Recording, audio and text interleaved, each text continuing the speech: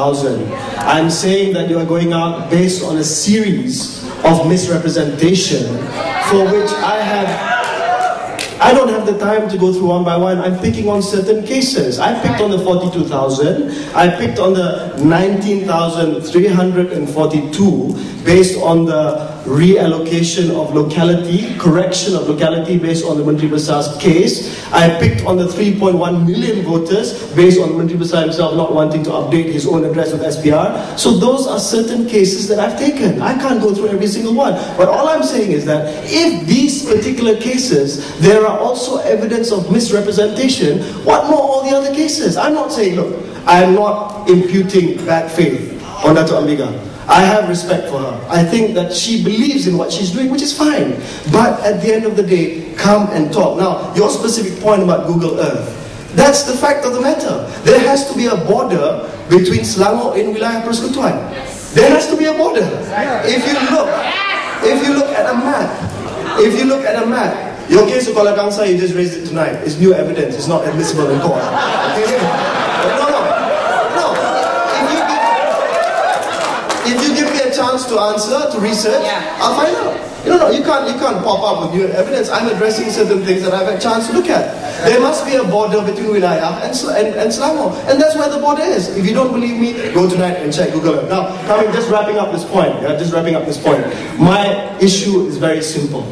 These issues are very complex and very detailed, based on laws, regulations, and precedents. Now, Datuk Ambiga said, put us in a room with the SPR. Okay, the last time she was at SPR was November 2010. Oh, hang on a second. I know you wanted to see them after that, but after Bersih 2.0, no interaction at all. Confrontation. The only way you're talking to them is through press conferences, through on-cam mains presentation. There's 3 million, 3 million, 3 million. Let's sit down. Let's get together.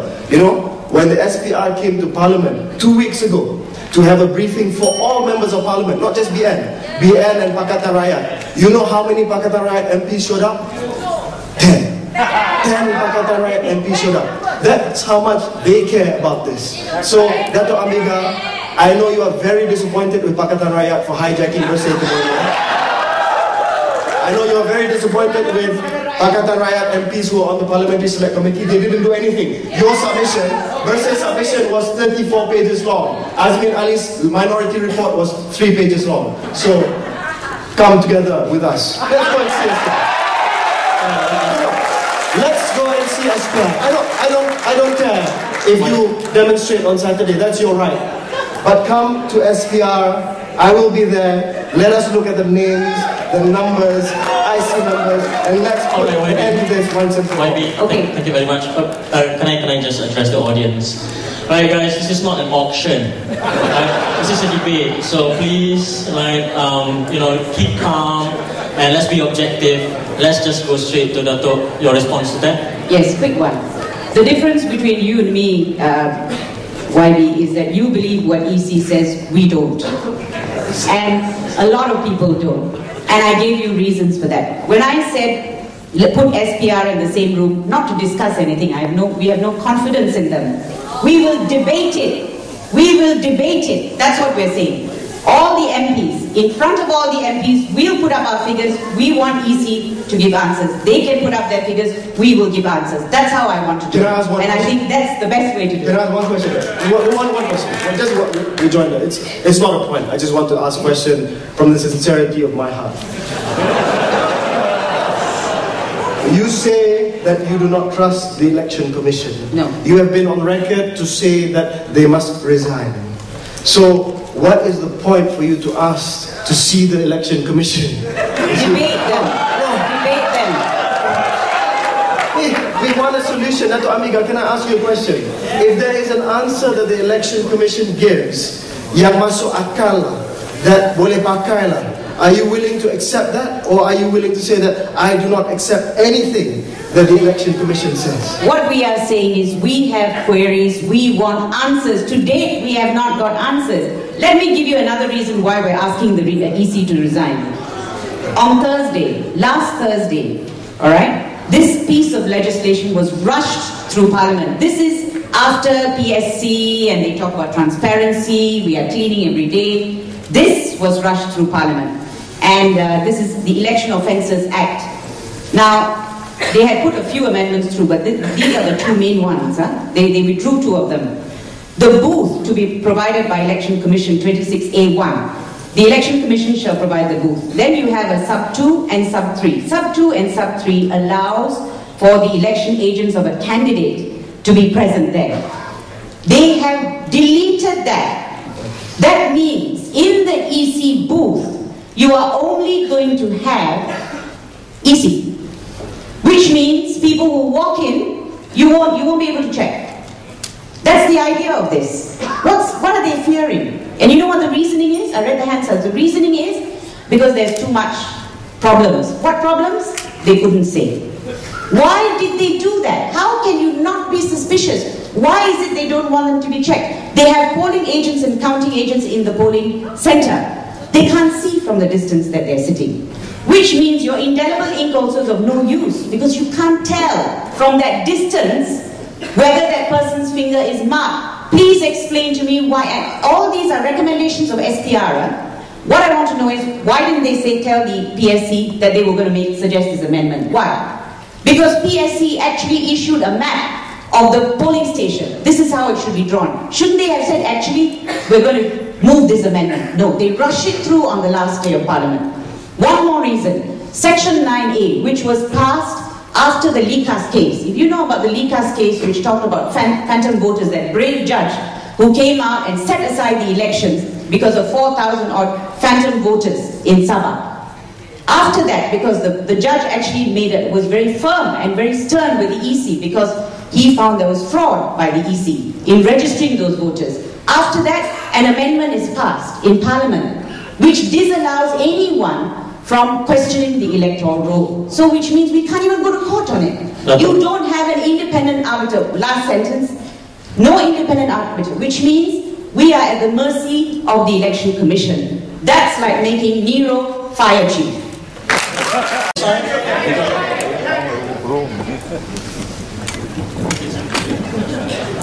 Datuk Ambiga, my name is Shahul, I'm from Pemuda Umno. I have a question for you. On April 2012, you mentioned that a meeting with the SPR is a waste of time. I would like to request that rather than sitting in Dataran Merdeka, I wanted to just sit with the SPR and EC election commissions to map out the best things moving forward. Because from the last Bersih 2 to Bersih 3, there has been not much action being taken from his side to discuss the issues. And no point talking to the media. So you should sit down with them, put up a road plan, see how we can address the issue and make the country better and people can enjoy those benefits. The point is this: because of all the evidence that we have seen, as far as we are concerned, this is going to be the dirtiest elections. That's our fear. All right, that's our fear. And yes, and we have good reasons for saying that. And at the end of the day, all we ask is, please guarantee that you will implement. Fulfilling for me in the English language means implement. Doesn't mean writing about it. It means you write and you implement. All we're asking, delay the elections. Please, delay the elections. Give us time. And we, July last year, we actually, civil society offered to sit in a non-partisan, in a group where both parties would be represented, all parties, political parties would be represented, as well as civil society. And we said, form an independent panel, and we will help clean up the electoral roll.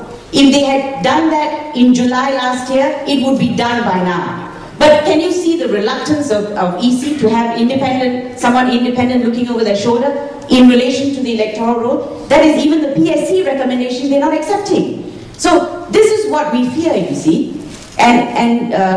So to me, talking to them is of no use. We want a new set of people who are not going to behave like civil servants. That's all we're asking for.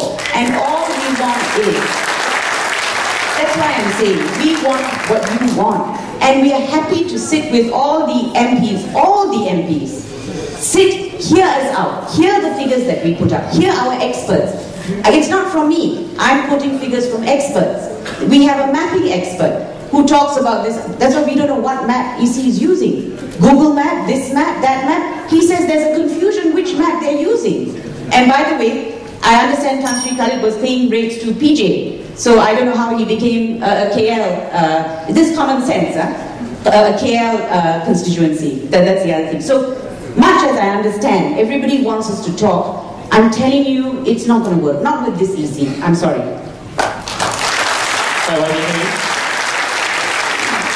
See, I came here expecting a spirit of cooperation and reasonableness. No, seriously. Because ultimately, if Datuk Ambiga, if you have already said we cannot work with the EC, we want this EC to resign, we cannot cooperate with this EC, we don't trust this EC, then it's a foregone conclusion. You've already put it front and center that this election is going to be dirty, that is going to be beyond repair. That's why you come up with all these figures. And even when I come forward to give you arguments, which I've gotten from the Election Commission themselves, as an MP I asked them, you might ask how come he's talking about, no, I asked them. Just like every other MP was allowed to ask them, I actually did my homework, I went back and asked them, but you cannot even accept that. That's my problem. The issue of the map also you can't accept, that Jalan Datuk Abu Bakar is the border between Wilayah and Selangor. Even that you reject. That's extremely unreasonable. And if you want to really go down to detail one by one, you say, you leave it to the experts. Okay. On Kyan Meng said, amongst other things, he said there were new army and postal voters who are above the recruitment age, which is 30 years old. Initially I thought these were people who were reservists, who joined the regular army, and they are allowed to join over 30 years old, but they were not. They were in the latest role. So I did my check.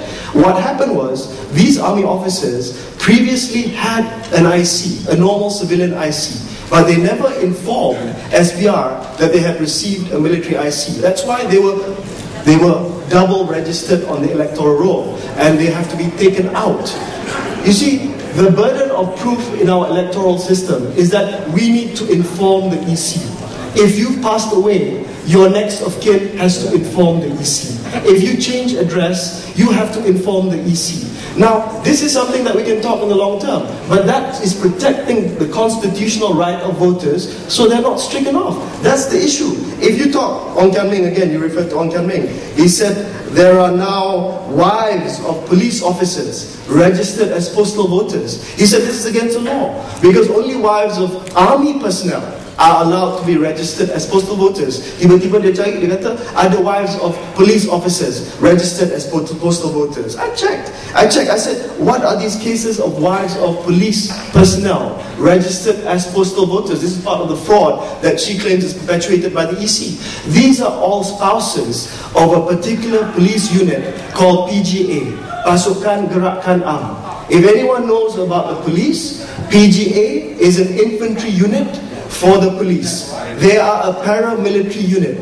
Only wives of the PGA who serve like the army, who serve at the border, who serve in Kelantan, who serve in Greek, who serve in Kedah, are given the right to register as postal voters. I give you that example. Also, you cannot accept. You cannot accept, say no, this is illegal. But under the regulation, they are allowed to register whoever they deem fit as postal voters. Not all spouses of police personnel, but in this case, police personnel from the PGA, who are like the army. They are sent to camps to the border. They are sent into the hutan. Therefore, they are given the same privilege as army personnel's wives. So there's an explanation. If I explain like that, a lot of you will say, okay, but the problem is, we come back to the fundamental problem, is that you don't trust the EC. And I'm having a tough time trusting you tonight, because there's nothing that I can say to bring you to the table and not debate the EC, Datuk. I'm asking you to come and talk to them so that we can get to the bottom of all these issues. What we are prepared to do is come and talk to all the MPs. We will come and explain our side. You see, if only EC had invited us to your taklimat that they had with the MPs the other day, we would have gone. And we would have raised all these issues. But there's no point talking to an EC. We've done it before. And even these issues were raised with the... sorry, did I cut you? No, you cut me off. Okay. Sorry, go ahead. Go ahead. No, and likewise, you said there's no point talking to the EC. Likewise, if you put yourself in the shoes of the EC, there's no point talking to you. Every time you have a press conference, you say, resign. See, I'm here as a man of peace tonight. You and the Election Commission. I can call the other MPs. We don't need all the MPs there. I can call Azmin, I can call Anthony, I can call Hatta, who are part of the Pakatan Rakyat Parliamentary Select Committee. You sit down. and we go through each and every one. Because the problem here tonight, ladies and gentlemen, is we are talking in cross purposes. She has a PC saying 300,000. Suddenly inflation, they need 3.1 million voters. The EC explains, she doesn't want to listen. So let's get to the bottom of this. There is enough time. There's enough time before the next generation. Can I ask if you are giving a guarantee that all the demands of Bersih which are contained in the PSC will be implemented before the 13th general elections? That's all we want to hear. Is that what you are saying?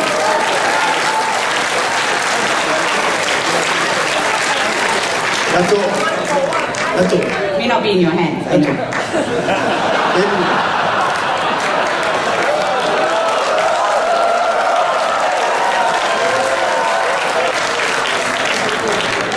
Datuk, I know lah, you look down on me, I'm no use chief, but, you know, I came here to talk to you. And although it's beyond my powers, but I give you my assurance that if you are asking for a meeting with cross-MP representation, with the Election Commission, I will try my best to make it happen. And that is not even conditional on condition that you cancel Saturday's March. Okay. I can assure you it will not be cancelled. Alright, speakers, I have to stop you there. I'm going to go for the next question, yeah? A question from that side, please. Can we have a custodian with the interested audience at the very end?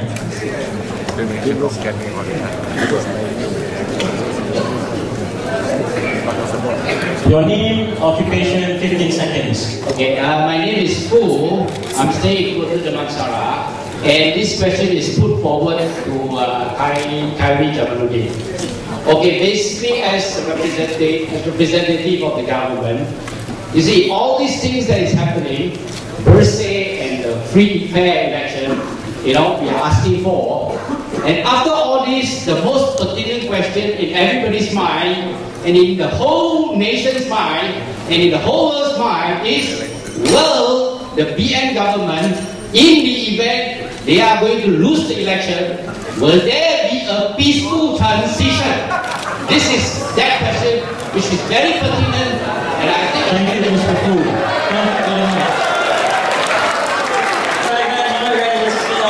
Calm down. Khairy, that question is posed to you at your own time. Thank you very much. Thank you. Look, we all play by the rules. We all play by the rules. And if we lose an election, then we lose an election. Just as we handed over Pulau Pinang in 2008, just as we handed over Selangor in 2008, just as we hand over Kelantan every single election, just as we handed over Kedah in 2008, just as we handed over Perak for a while in 2008. If we lose, we lose. I can assure you that as far as I'm concerned, again, this is probably way above my pay grade. I can give you an assurance that we are committed to make sure that Malaysia is a respected democracy. If we lose, we lose. We are not going to hang on to power. There's no General Musharraf here, pardon me, Pakistanis. There's no instance of a coup here.